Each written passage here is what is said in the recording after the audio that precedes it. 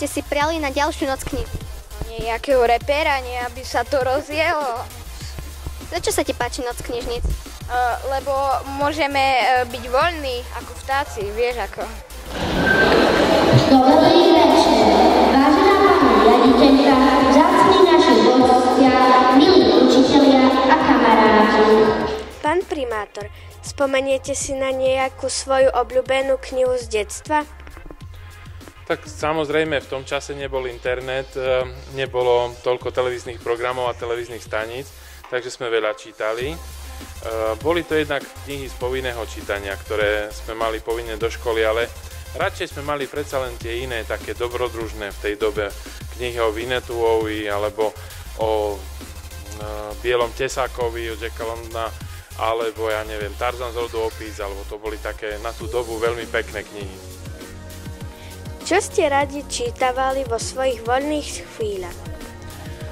Vo svojich voľných chvíľach som čítal príbehy, veľa príbehov o prírode, o indiánoch, ale veľmi rád som čítal aj knihy o tom, ako sa chovajú akváriové rybičky, ako sa chovajú králiky, pretože toto mi bolo také blízke, pretože stále som choval nejaké zvieratka a práve z kníh som získal veľa informácií, ako to robiť.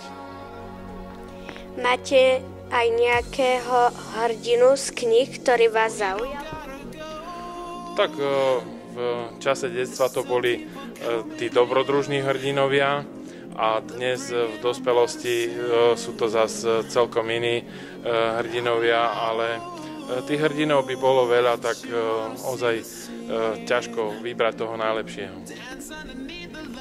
Čo si myslíte o sfilmovaných knihách ako Harry Potter či Pán prstov?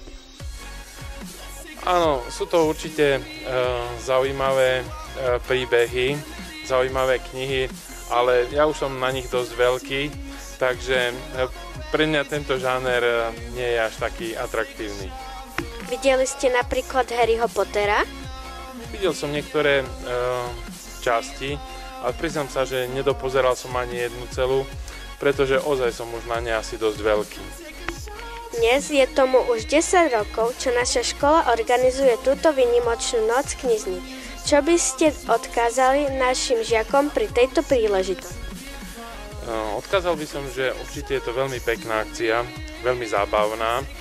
Sú to veľmi zaujímavé chvíle, ktoré môžu stráviť v škole so svojimi priateľmi, ale aj s učiteľmi.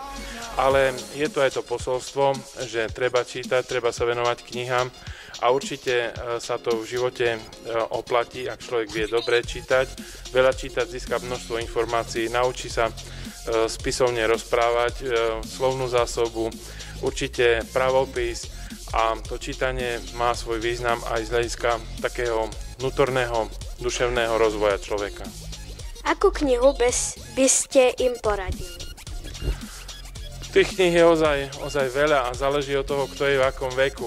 Či sú to od detských kníh, rozprávkových kníh, cez rôzne romány, poéziu, prózu, až po tie vedecké tituly, vedeckú literatúru, kedy už ozaj mládež je napríklad na štúdiu na vysokých školách a kde sa musí venovať odborným záležitostiam. Ale každopádne treba čítať, pretože je to cesta k ďalšiemu rozvoju človeka, rozvoju osobnosti. Prečo sa ti páči noc knižní? Lebo tam môžeme spať a máme diskotéku. Ďakujem. Každé mesto má aspoň jednu knihu o minulosti, ale aj o súčasnosti. Ako môžeme získať informácie o meste, čo sa nám páči, alebo naopak nepáči. Naši žiaci protestovali pomocou aktivity, ktorú si teraz spoločili. Ako sa vám páčila naša spevačka a prečo? Tak mne sa páčila preto, lebo pekné pesničky spieva aj No a mne sa páčila a páčila sa mi preto, lebo ona veľmi pekne spieva a no, bola z ňou zabava. Aký máte pocit z tejto akcie a čo sa vám na nej najviac páči? Pocit mám z tejto akcie výborný, najviac sa mi páčila diskotéka. Vtedy už to bola spomínaná bazilika, bol to ešte kaštiel na gymnáziu, bolo to viacero takých detských budov. Čo sa ti páči na noc knižníc? Páčilo sa mi všetko. Aj ten program bol výborný. Aj spevačka bola celkom v pohode. Dali ho postavili Osvoňovci v 15. storočí. Na mieste starého hradu neskôr postavili ďalšie stavby a do 20. storočia sa zachoval. Takže áno, je to pop rock a keď si mám vybrať, tak to bude asi ten rock, kvôli tomu, že je taký živší, dá sa ním podľa mňa, alebo pre moju osobu je vlastne atraktívne na ňom to, že sa dajú tak lepšie vyjadriť moje pocity tou hudbou, takže asi kvôli tomu rock aj... Ubehlo 10 rokov od Superstar. Ste ešte s niekým v kontakte zo súťaže? Áno, som s Jakubom Petraníkom v kontakte, je to môj veľmi dobrý kamarát od súťaže. V občasnom kontakte s Matejom Koreňom a ešte sem tam nejaké slovo prehodíme na Facebooku, hlavne s Barborou Baluchovou. Akí boli porodcovia? Koho ste sa najviac obávali?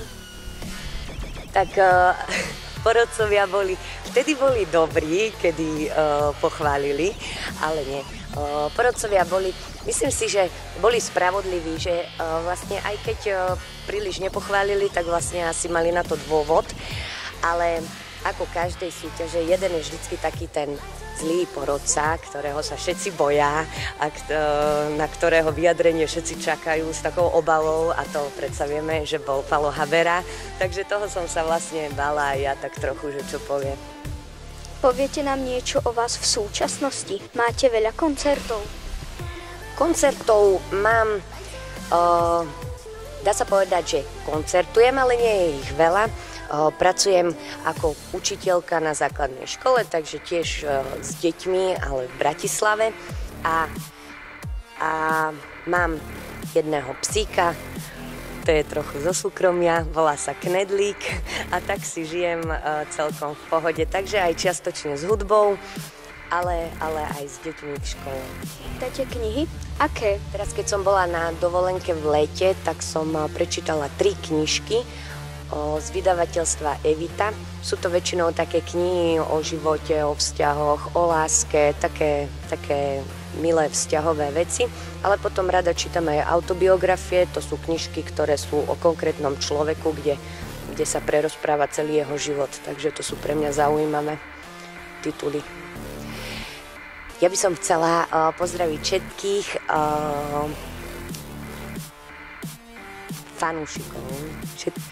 všetkých fanúšikov TV Lúčik, zaželať im všetko najlepšie v živote, aj v tom školskom, aj v neškolskom, v osobnom, ale aj v pracovnom, skrátka všetkým veľa šťastia, zdravia a lásky. A ďakujem vám veľmi pekne. Aj my vám. Čičva, preto sme chceli spoznať zaujímavé miesta nášho mesta a sme zobrali veci, ktoré sme mali.